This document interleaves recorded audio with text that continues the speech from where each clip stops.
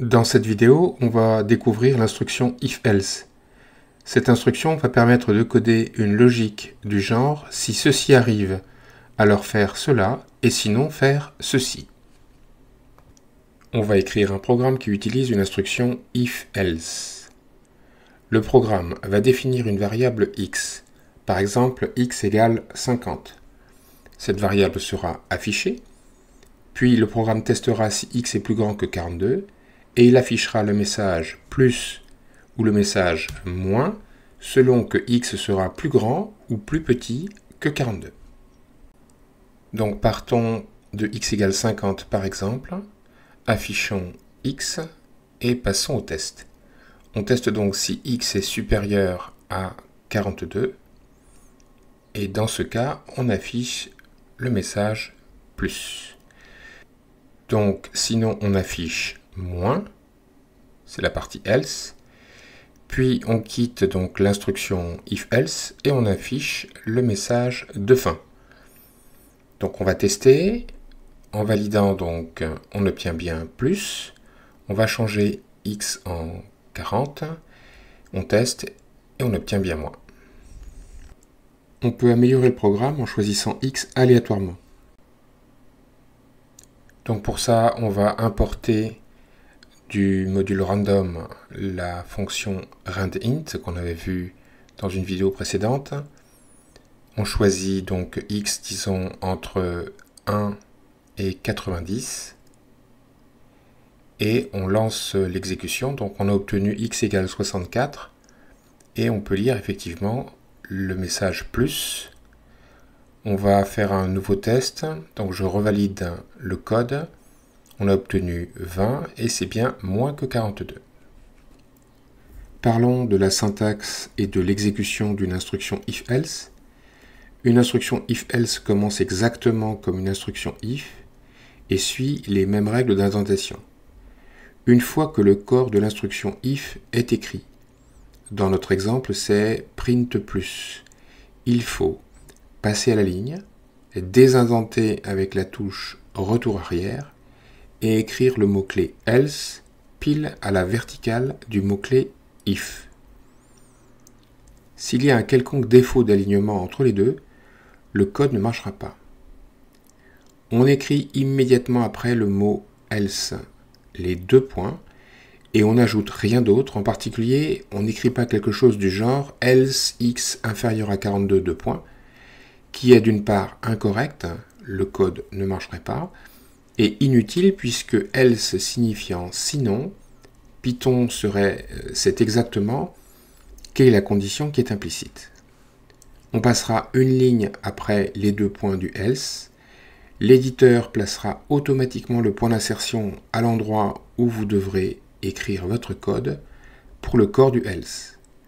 Toutes les instructions que vous voulez exécuter si la condition dans le if est fausse, donc pour nous x plus grand que 42, doivent être indentées sous le else. Pour notre exemple, il n'y avait qu'une seule instruction, c'est la ligne print moins. Une instruction if-else est une alternative, donc obligatoirement un des deux blocs sous le if ou sous le else est exécuté. Le if et le else sont toujours à la même indentation en vis-à-vis l'un de l'autre, et à cette indentation, on ne doit rien trouver entre les deux mots. En fait, la seule chose qu'on pourrait trouver est une clause elif, mais je n'en parlerai pas. Il ne peut y avoir deux else l'un après l'autre et à la même indentation, ce qui est logique puisque else épuise les conditions restantes. Si vous tombez sur ce problème, regardez le dernier exercice de cette vidéo pour bien comprendre. Faisons un exercice utilisant une instruction if-else. On donne deux entiers a et b et on demande d'écrire un code qui définisse une variable mini et une variable maxi, mini désignant le plus petit et maxi le plus grand des deux entiers a et b. Donc pour ça, on part de a égale 42, de b égale 17. On teste si a est inférieur à b, et dans ce cas, mini est égal à a, et maxi est égal à B. Sinon, d'où le else, c'est le contraire, mini pointe vers B et maxi pointe vers A.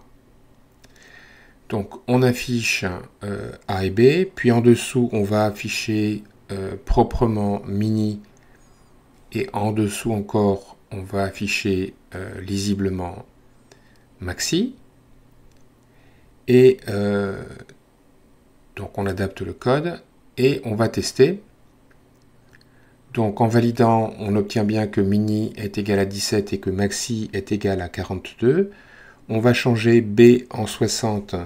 Cette fois, donc, ça s'adapte, mini vaut 42 et maxi vaut 60. Et puis le dernier cas, où les deux nombres sont égaux, on obtient le résultat attendu. Voyons un exercice du même genre que le précédent, mais moins simple. On donne trois entiers A, B et C, par exemple A égale 42, B égale 17 et C égale 100. Et on demande d'écrire un code qui détermine la seule valeur parmi les trois qui soit encadrée par les deux autres. Donc ce que je vais appeler le nombre intermédiaire. Par exemple, avec 42, 17 et 100, la valeur 42 est encadrée par 17 et 100, donc le nombre recherché est 42. De même, si deux nombres parmi les trois sont égaux, comme pour A égale 42, B égale 17 et C égale 42, on écrit ces trois nombres dans l'ordre croissant et on choisit celui qui est au milieu, donc 42 dans notre cas. On placera le nombre intermédiaire dans une variable qu'on appellera interme ou interme. Le code va utiliser des instructions if-else. En effet, quel est l'algorithme? Eh bien, on distingue trois cas, ou en fait plutôt deux cas, et qui vont donner un if-else. Premier cas, A est le nombre intermédiaire. Cela se produit exactement si A est compris entre B et C, ou alors entre C et B.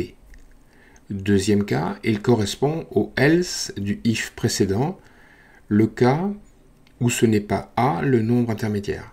Ce cas va se décomposer en le cas où c'est B qui est intermédiaire, et sinon, ce sera C. Donc ça va conduire à un deuxième if-else. Allons-y pour le code. Donc je reprends l'énoncé A égale 42, B égale 17 et C égale 100.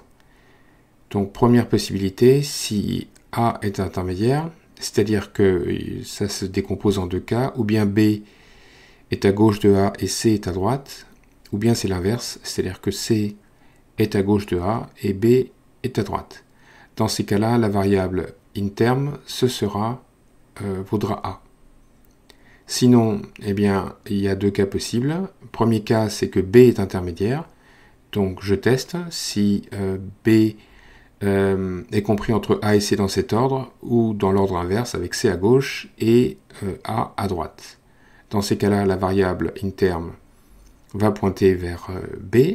Et puis dernier cas, à ce moment-là, je n'ai pas d'autre possibilité, c'est que interme ce soit C. Il ne reste plus qu'à afficher maintenant lisiblement donc A, B, C. Donc ce que je vais faire en utilisant donc des guillemets et puis une petite flèche pour le résultat. Il reste plus qu'à donc tester. Donc ça donne le résultat attendu pour 42, 17 et 100. Je vais faire évoluer les entrées. Je vais par exemple mettre C égale 42, donc deux valeurs égales, ça donne bien 42 comme prévu, et également si je mets les trois valeurs égales à 42. Passons maintenant à une résolution avec un code non satisfaisant.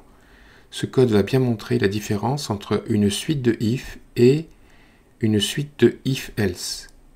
Au lieu d'écrire deux if-else, on pourrait se dire qu'il suffit de faire trois if successifs pour tester les trois cas possibles, le cas où A est le nombre intermédiaire, puis où c'est B, puis où c'est C.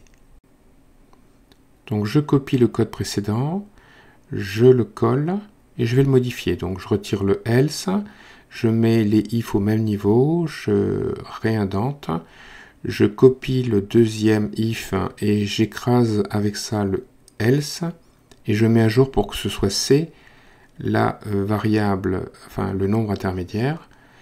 Je vais réindenter la ligne, bien que ce ne soit pas obligatoire. Alors pour que la démo soit plus compréhensible, je vais directement afficher dans chaque cas la valeur de InTerm.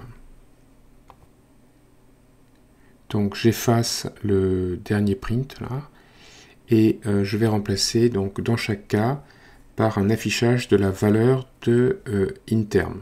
Donc voilà pour le dernier cas. Et puis je vais maintenant tester. Je reviens pour ça aux valeurs initiales de l'énoncé, 42, 17 et 100. Et donc on va tester, ça fait bien 42. Pourtant ce code est relativement maladroit. En effet, le premier if détecte que le nombre intermédiaire est A, ce qui donne la réponse au problème, et pourtant, le code va continuer en testant les deux autres cas, ce qui est inutile car la valeur est ou bien A, ou bien B, ou bien C. Lorsqu'on écrit un if-else, ce phénomène ne peut pas se produire, car un if-else est une alternative, et donc un cas et un seul est traité, soit le if, soit le else. Le code peut même devenir incorrect s'il y a chevauchement entre les cas, ce qui peut effectivement se produire si deux valeurs sont égales. Et donc justement, par exemple, donnons à B la même valeur qu'à A, c'est-à-dire 42. À ce moment-là, le premier if va être satisfait puisque A égale 42 est compris entre B égale 42 et C égale 100, ce qui va provoquer l'affichage de 42.